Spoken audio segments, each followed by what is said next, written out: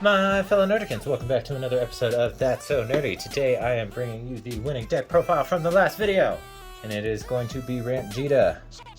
I actually had a lot of fun filming the last video because it was two of my favorite decks. That's Spirit Boost Vegeta and this one here, in case you didn't watch the video. And if you didn't watch the video, what are you doing here? Just kidding. I enjoy all my views all the time. So set 12? No, this came out in set 11, which was Vicious Rejuvenation. No, set 11 was Vermilion Bloodline, so pretty old card.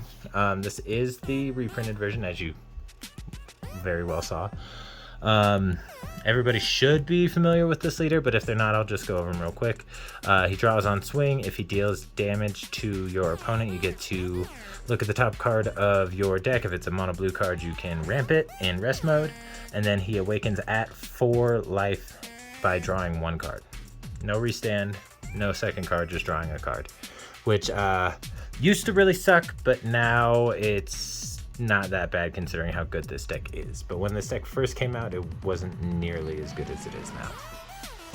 But when we flip over, he's got the same auto to draw on attack, and then he's got a second auto that if your opponent uses a counter skill, you can restand him. So you're always going to want to swing with him first. And then he retains the auto to ramp once per turn. Moving straight into the Unison package. I have noticed that more people have started running this Unison. I don't want to say that it's my fault, but I do want to say it's my fault, even though I know it's not. But Son Goku, Power of the Golden Great Ape, this card has been errated in 2 different areas. So the first errata is to its activate main. You actually have to pay 4 energy instead of 2 energy to draw 2 cards. And then his -4, instead of shuffling 5 mono blue cards back into your deck from your drop, you only get to shuffle 1 and then draw 2 cards. But the +1 is the real reason why we're running this, and it's that you get to give your leader plus 10,000 power for the turn, which helps with your ramp ability, especially if you draw into your other ramp cards, like for your turn 1, and you're able to deal damage that way, and then you get him out on the board. Your leader constantly is especially once you've awakened, your leader is a constant 25k threat. And if your opponent uses a counter attack, that's 2 25k swings. Really, really good. Second Unison is Boonison, obviously. I mean, it's blue, so you kind of have to run Boonison. It just gives you so much defense while also allowing you to apply pressure that it doesn't make sense not to run it. And then let's consolidate this a little bit, because this is a 54 card deck, which for most decks is really, really heavy. But since this deck ramps so easily, it's actually not that bad. And then we're running 4 copies of Mai, so in case we don't see our Great Ape Unison by turn 2, we have Mai, so hopefully we'll either see this one or a Mai, so we can try and get him established. But what Mai does is you get to search the top 5 cards of your deck to search out a 2-drop Unison or less, just a 2-drop Unison, or a Blue Trunks Future card, which is helpful for God Sealing technique in this deck. It's a lot more helpful in a couple of my other decks where I run a lot of Trunks cards, but in this deck that's pretty much just for the Unison, and you can pick up God Sealing technique, so that's just a nice little bonus. And then the obvious super combo for the deck, Zeno, because if we ramp something that we want in our hand, we can just use Zeno to bring it back, so we don't actually have to miss out on our ramp by setting it back on top of our deck instead. And then that's it for the 1-drops. Are no 2-drops, not a single one, but we are running 2 copies of Super Saiyan Vegeta the Interceptor.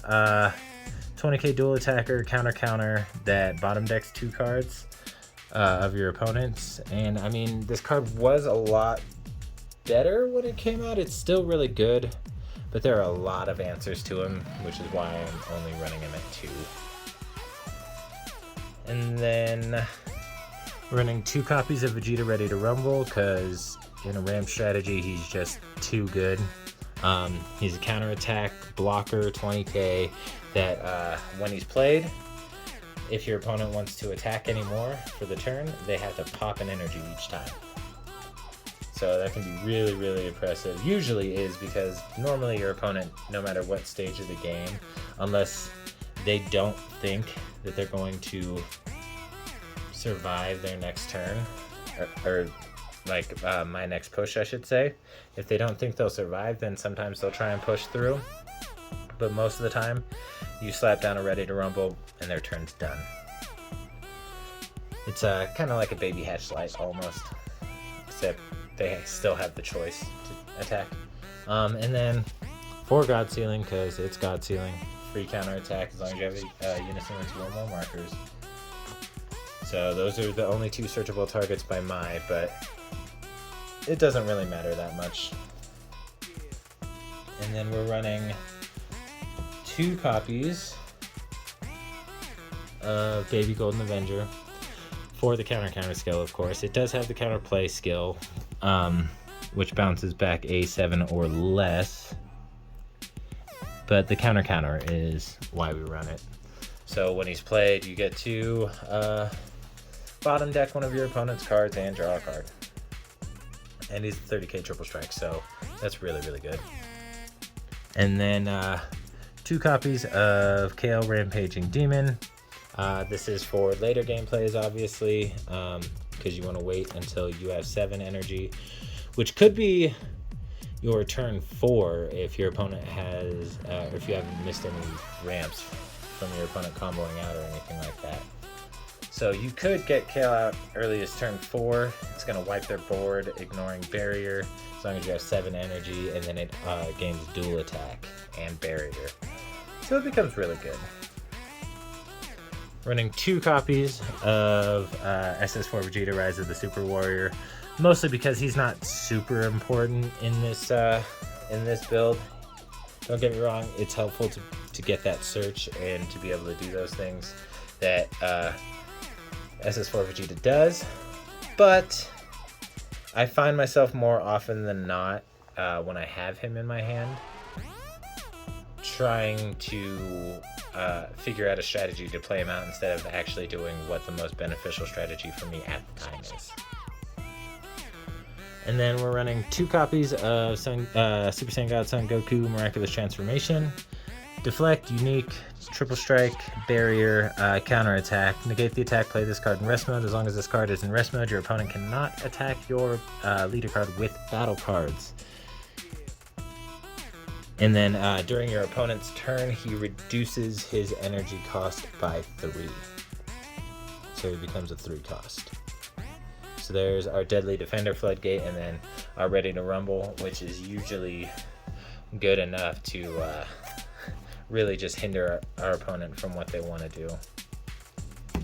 And then since we're running the 2 Miraculous Transformations, we're also running 2 Ultra Instinct Saiyan Son Goku. This guy, paired with the Baby Golden Ape, can be a game ender for your opponent if they have 3 life left and no way to gain any combo power. Because what he does is when he's played, you return your opponent's entire board to their hand, and that ignores barrier because you don't have to choose anything. It just bounces it all back to their hand. And then when this card specifically is in battle, your opponent can't combo. So if you play him out, swing with him, and your opponent goes to attack, you pay 5 for the Golden Avenger for the counter, and then they have to eat the 35 triple strike unless they have like a bunch of Realm of the Gods cards or things like that in their hand and the energy to pay for, which usually isn't going to happen. Typically, if he doesn't get counterplate because he doesn't have deflect, since he is an older card, so he doesn't have like any form of protection because he didn't really need protection back then, I guess. But yeah, he's a really good closer if you're actually able to proc him off. But a lot of times you're trying to do... Sorry about that, I am recording this on my lunch break since I am a pretty busy guy. Got 2 kids at home I gotta take care of and all that good stuff, so I gotta get this stuff in while I can, which is also another reason why I have such big gaps in when I upload. I apologize for that, but you know, life happens.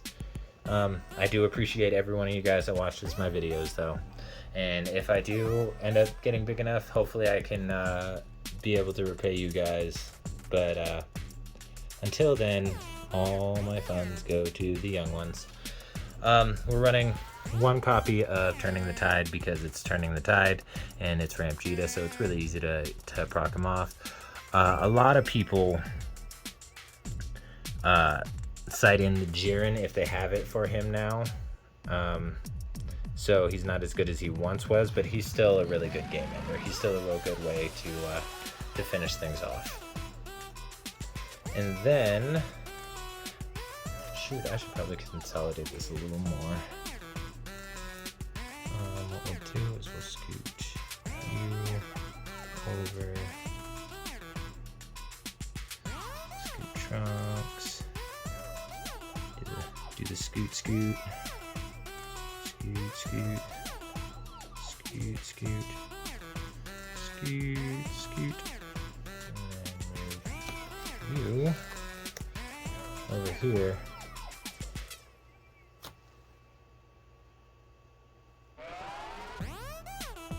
I do see why people stop doing profiles this way, because in the bigger decks it's hard to make it all fit on camera, but I still really like the aesthetic of it, so I'm gonna do it this way until I can't stand it anymore.